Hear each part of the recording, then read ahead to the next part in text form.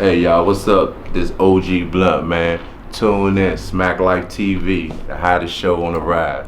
Smack life with the trees living like a llama. Alright, so we got a former Golden Glove, not former, we got a Golden Glove, Silver Glove, what was that? Junior Olympics, DC legend, man. We got Mr. Duane Blunt in this jump.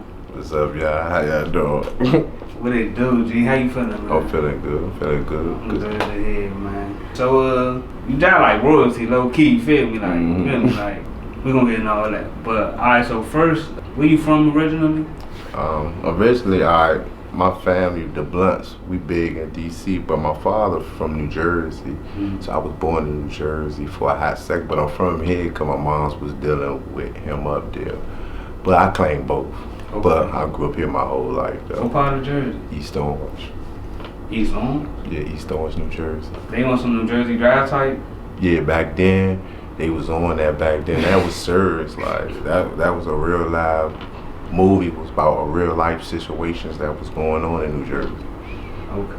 Yeah. Okay. Alright, so like, what age would you say you like came down to DC? And what part of DC? When I first, when my mom's moved back, I probably was around about 5, 6, something like that. Yeah, 5 or 6. We moved over 37th Street. My family, the Blunts, known over there. Okay. Yeah. 37. Yeah. Southside. Yeah, Southside. Okay. It's a lot. It's crazy because there's a lot of talent coming out of 37 right now. Yeah, like, 37. Like, I'm so proud of them guys over there. Like, you know, everybody talk about Shaq Lizzy, but he opened the doors. Like, they the old block of Washington, D.C. Like, they have a way of making money and creating music. Yeah. And young man, keep creating your drill music, man, if that's what you love to do. That free call music. Yeah, keep creating it, you know what I mean? If that's what you're creating, because Lord Durk and them did it, so. Yeah, you can't knock them. Yeah. What was childhood like for you? Like, was you going back and forth up until, you said 5?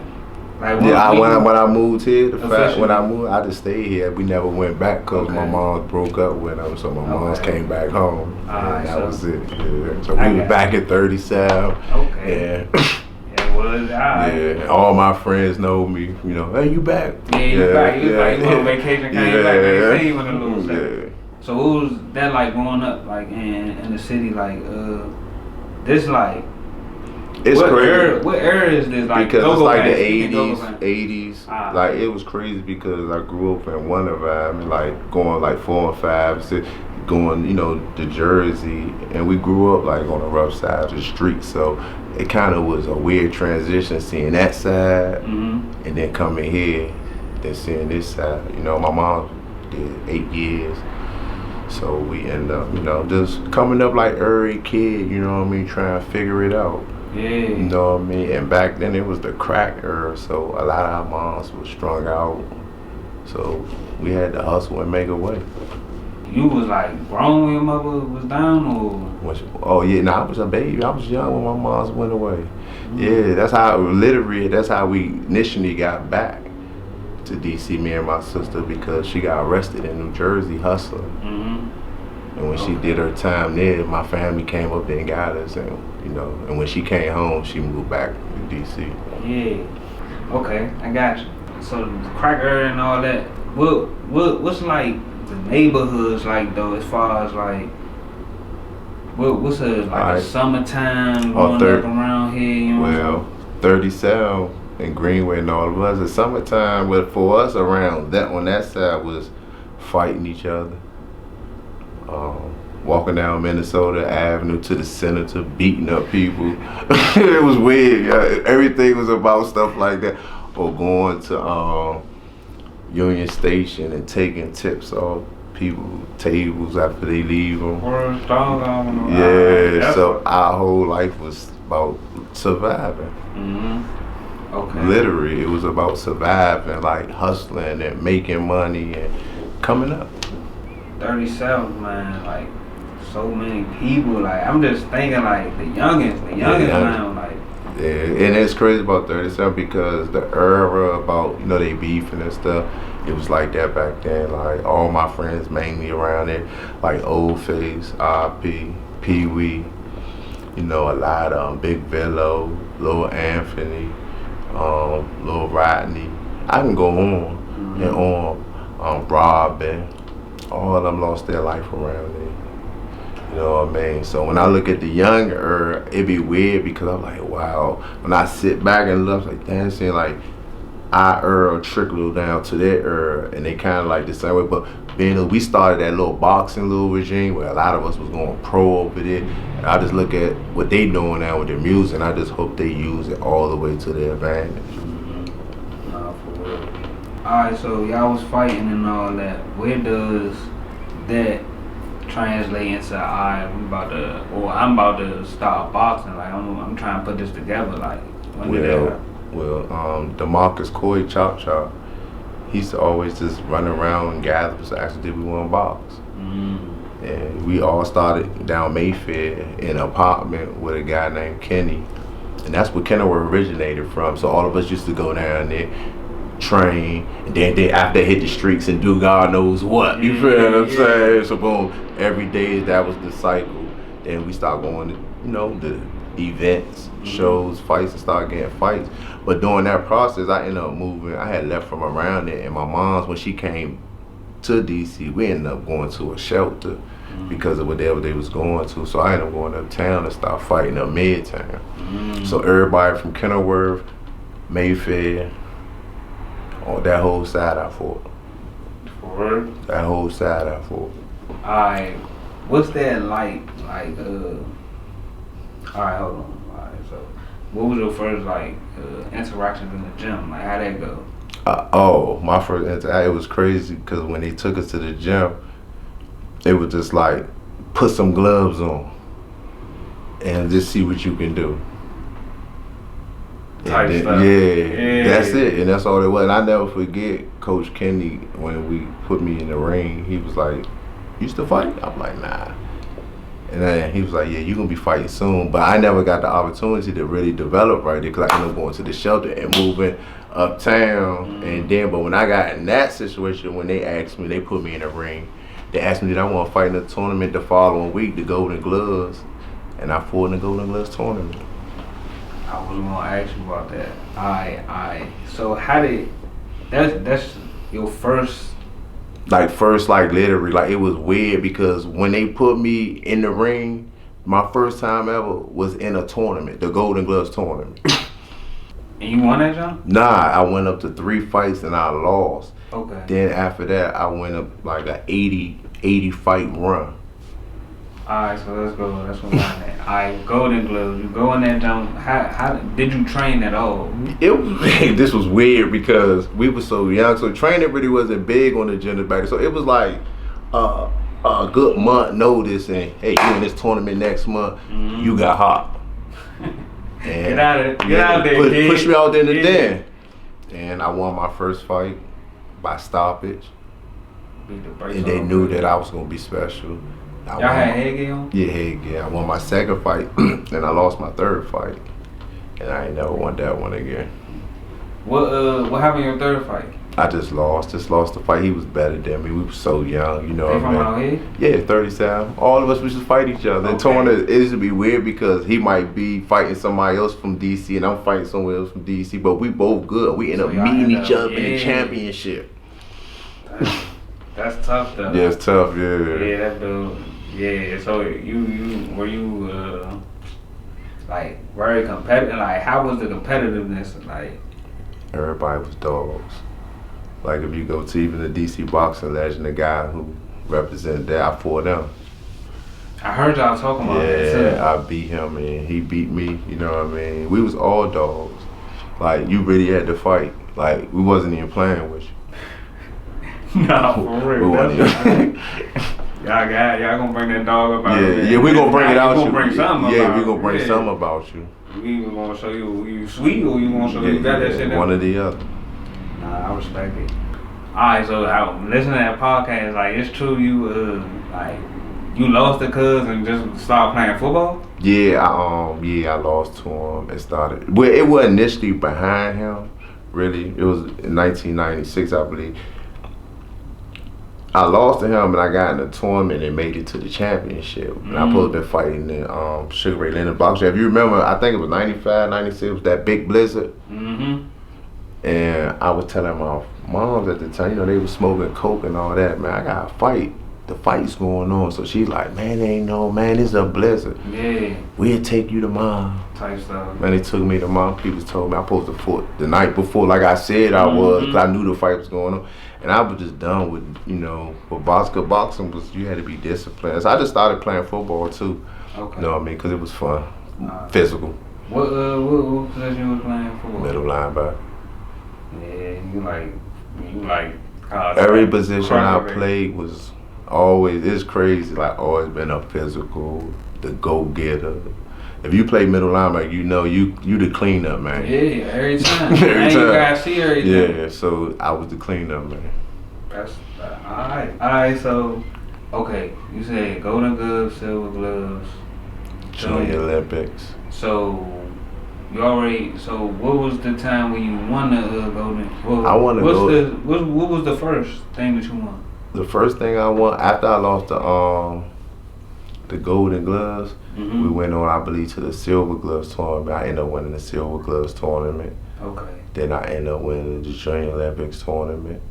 Then I ended up winning, I think it was the ABF, it was one another, I forgot. But I ended up winning all these tournaments until getting back to the golden gloves the following year. Yeah. And I won it that year. And it was crazy because at that point, I was the star.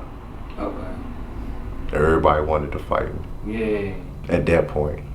Was y'all, like, was the fights just, so y'all fighting each other, like, around the city? Everybody in the whole DC, like, you might have Hillcrest Heights had a boxing gym. Highland Southeast had a boxing gym. Double Impact over by Kenilworth too, they had a boxing gym. It was gyms just spread it all over. We would just fight each other. And not only that, you know, the tournaments just not locally. Like I done fought in Augusta, Georgia. Yeah, I was about to ask that. Did y'all go like I fought in Wilmington, North Carolina. That's where Michael Jordan from. Okay. Fought in the festival did. I won everywhere I fought at out of town. I won most outstanding fighter. What was that like your first time like traveling like? Yeah, like getting experience of like traveling and it's for the youngest, like that's important. Play sports. That's your ticket, free. Go ahead, do a couple cool things in a couple cool states. You can be cool and play sports, trust me. If that's all you looking for in the street, just to be cool and good girls, you can do that playing sports, trust me. That's a fact. That's a fact. Okay, so the Golden Gloves, Silver, Junior Olympics. How did the Junior Olympics come? You had to like qualify? Yeah, they just like they'll put you in the tournament. They'll get you like we had books and stuff, and they just put you in there, and you know you never know, you know, like even to the point where you know I was fighting grown men in tournaments. Like I was 16 fighting 32-year-old men. That's crazy. Yeah, 16 fighting 32-year-old grown men, stopping them. Yeah, we're like talking about stopping them. When was this? Like, what tournaments was this like when you was going against dudes like twice your age? Like, let me see. Like, these actually ain't in nearly tournaments. Like they had a show. Like I one time went to Norfolk, Virginia. They had to show my coach. We stayed in shape, so he'll call you on the down. You trying to fight down Norfolk? I bet we drove down North. So it was mainly the Navy there, and these grown men. And that was one of the times when they matched me up against a 32. But they didn't really want me to fight him because he had like 19 fights at the time, and I think I probably was like 75 fights in. But they still, you know, my coach persuaded him, like, well, he a grown man, it's a kid. And that was the trick. Yeah, put him in the bag real quick. That's all right. You had like over 100 amateur fights? Yeah. All right, so what was the turn like what? So you was the turn like to the streets? Or just turn like? That too. Well, because maybe that got something to do with my question. I'm going to try to frame that down. So like you stopped boxing, played football, came back to boxing. You came back, yeah. Alright, so after that, like what made you like completely like, alright, I'm gonna hang my gloves? It got super bad at home. Okay. When you start coming home, your electric out, your mom not paying the bills no more. Ain't no food in the refrigerator. It's like, hold on. You gotta make something shake. Then you in the neighborhood at this time. Now I'm living in Lincoln Heights. Okay. And that's $1 million strip. If you know, you know. I believe it. When you start like getting in trouble to the point, you know what I'm saying? Like when you start getting in trouble, like trouble. Ever since, man. Since then? Ever since I've known myself. So you was just like that when you was a kid, like when you was a youngin', you was just always in trouble. Like it was crazy because you know Polo was talking about like we never got caught for nothing. Mm-hmm. And it's bad because you know we just was, and it wasn't like we was doing it because it wasn't doing it back then because we was trying to be cool. We was trying to survive. Mm-hmm. So it's a difference. You and Polo, like y'all grew up with each other? Like, yeah. Okay. Yeah, Polo a good man. Like, I was about to ask you how y'all locked in, but it's just. And he know, man. He seen my page, DC Gospel, and he was like, man, come on with me. And put you in the movie. The New Balance Boys coming out September. Tune in, y'all. Nah, for real. SCK Media. I'm telling you, hottest movie. So check it out. That's tough. So you gonna be in New Balance? Yeah. That's alright. Let's talk about your channel though. Alright, so what inspired you to like start doing media and then like let's start there. I just seen people like telling stories and stuff like I was like, dang, I know all the stories. And people was always in my ear like, man, you should do that, Blunt. You know too much stuff. And it was like, so I just said, let me try. Mm-hmm. And I'm just trying, and it's fun. It's like fun. Like for me, it's like I get to vent. What's been like your experience? Like alright, so the topics that you be having, like I seen them joints, like you know Psych? Not really. Oh, no. I'm gonna tell you how it was Psych, right? Good man. You know, I've been hitting them on Instagram and whatnot. At first, when I seen them like getting at the young guy, I thought, man, why they doing that? And I was confused, you know what I mean? And then so I started just doing my look. It really expired off of that, watching them. I said, man, I know they can do it, I can do it. Okay. Yeah, so you know what I mean? So it was just about that. But Psych, you know, I hear him. He's a good man. He knows some guys I know. You know what I mean? But I don't know him though at all. But I love what he doing as far as trying to stop the violence and bringing people together. Nah, for sure. You know DC Blacks? I don't know him. My man Fat Rat. Okay. Is the one he got into it with. When they was talking about all that story about him getting knocked out. That's my homie, Fat Rat. So so he just reached out to me, Fat Rat too. I might be doing that story. Nah, y'all gotta stay tuned because these stories about to get it's about to get crazy. Yeah, I know a lot of people. Like I just know a lot of people know a lot of people know a lot of people know me. Nah, most definitely. And that's another thing that made me say, oh, when they got to talk about what he did, so I said, nah, it happened like that. I remember that story. I remember when Farrah told me he did it. So you already... Yeah, I already knew it was over there. Oh, alright. Oh, that's what I was about to ask you. Y'all used to put old sheen on y'all face to like numb up y'all. Yeah, numb my face up. How that working? How y'all figure that out? My man, come on, man. He came up with this crazy idea, y'all. He was like this, man. Look, this work, y'all. This numb your mouth, and it do numb you up, right? So we was doing it, man. Our lips, we going it numbed all up. You punching us all in the face. We don't feel nothing. That's crazy. Man. They looking at us like, how you walking through them punches? Cause we don't feel nothing. That's alright. That's alright. So as far as boxing now, like who you be watching? Tank. That boy. His division, I don't believe in nobody. Like everybody, they be like this, the neck. Like Shakur. I'ma say the boy, he be moving. I'ma just say that, he be moving. Nobody beating Tank. Shakur not touching him. Devin, I was kinda, I ain't gonna say that, but when Ryan, and I felt like, oh, cause I watch, I'm like, Tank like yeah, that. Tank ain't. Yeah, like Tank that. is And none of them can beat him. Only thing that make me sick about Tank is I wish he can get a little taller. Nah, I see what you're saying. Cause if he can get a little bit taller, like them Terrence Crawfords and all the rest of them, he'll walk through them. Yeah, cause he do got that reach. He got Man, the size. he got the size and reach. If he was their height, he'll walk all through them. His heart say that. Where he come from? Say even Terrence Crawford tough, but it's a different type of toughness. Shoot, you ain't it ain't really. I ain't gonna say it's nobody else to watch it. It's some. It was an upset that and before Shakur's fight. Shaq. I don't know. Black dude, he got locks. Got like a high top fade, but he got the locks. He got cheated, bro. He real beat the. I think he landed. Nigga, let's say 37%, and the other dude landed 11%. Yeah. 11% won the fight. Like, you seen that? Yeah, I seen it. Yeah, I seen it. I watched it on live. Like, yeah. It was crazy. Like, what you think? Like, how you boxing like that? Boxing be like that? Have you ever had like something like that? Oh my God, did I? What happened? Oh my God. I fought in Augusta, Georgia, y'all. If y'all ain't hit the Augusta, Georgia, back then, the most racist city in America. I fought a guy named Ebo Elder. You can look him up. So, man, I beat this boy with everything but the kitchen sink. He probably had some bullshit on his face. Man, no. It's like, it was crazy because everybody in the arena knew I won the fight.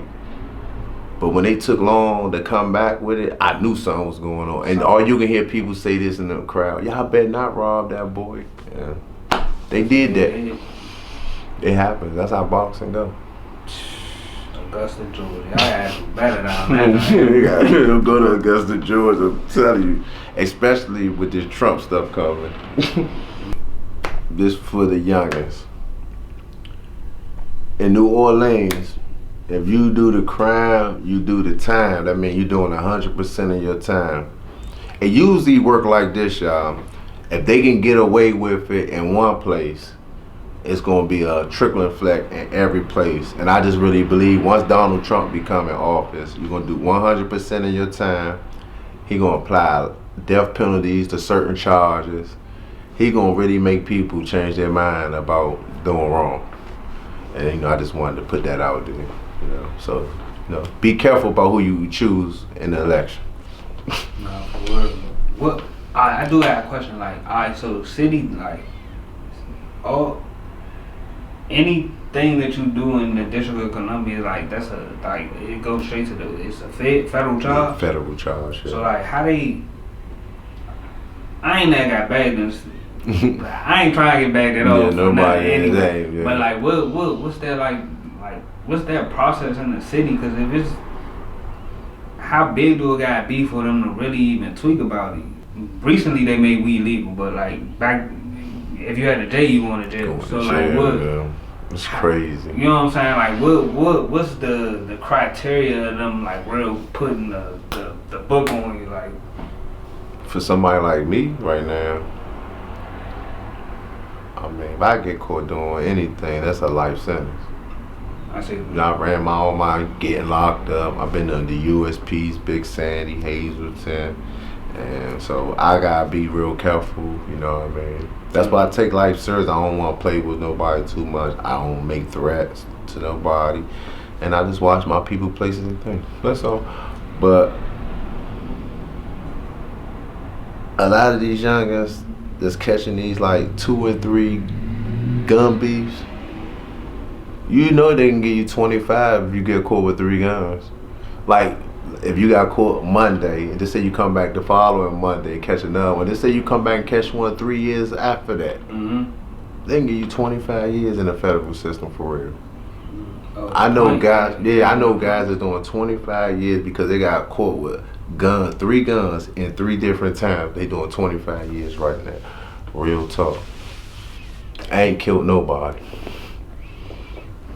That's crazy. Yeah, the system's set up for us to all fail, y'all. And the only way you can beat that to me is like, man, don't be a part of it. That's a fact. Alright, so moving forward, like, you be, it don't seem like too many youngsters in the city trying to pick up some gloves these days unless they like some other type gloves, you feel me? So like, do you think DC got a chance, or is there like any programs you know of, like just like trying to get kids like start boxing? Like, not that I know of. That's crazy that that they don't got no programs like that to really push the kid. I mean, because they need to take it's really just anger and anger. And stuff. for me, if you think you tough, go fight.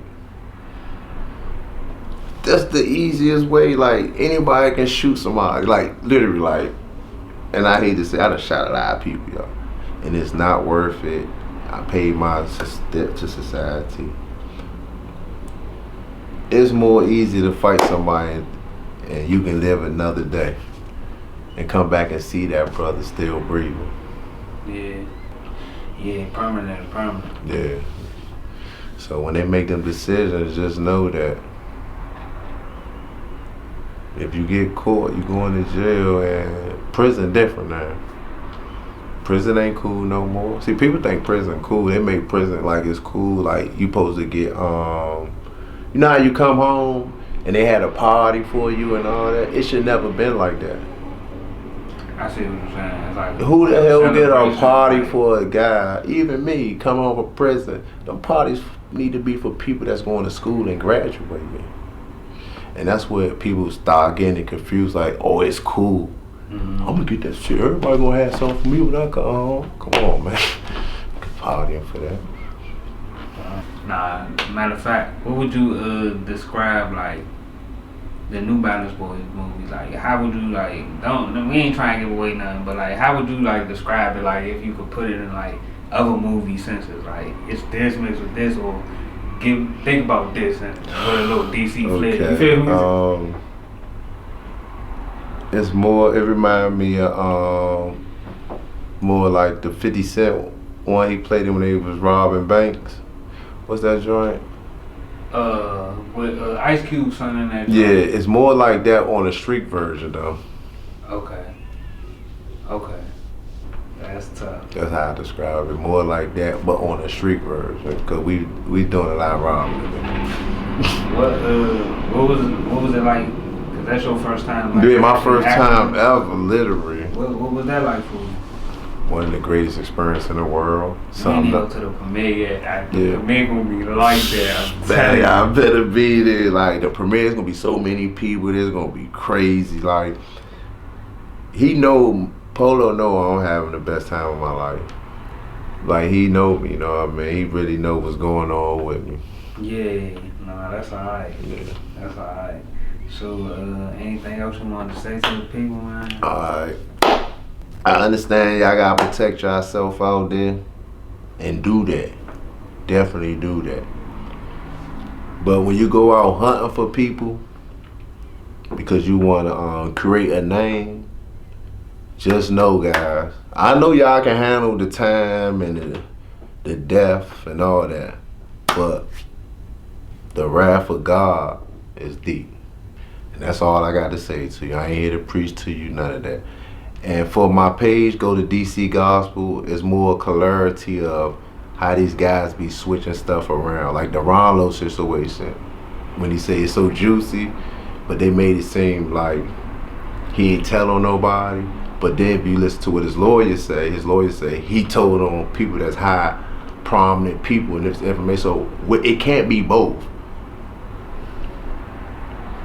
And that's where the fogginess coming. That's why I'm gonna clear it up, OG bro. I'm gonna clear it up for y'all. Trust me, I'm gonna clear it up. But I love y'all, man. Peace and harmony. Yeah, sir, man. We got OG Blunt in this joint. Smack Smackavelli. All that there, man. Make sure y'all tune in. Smack Light TV.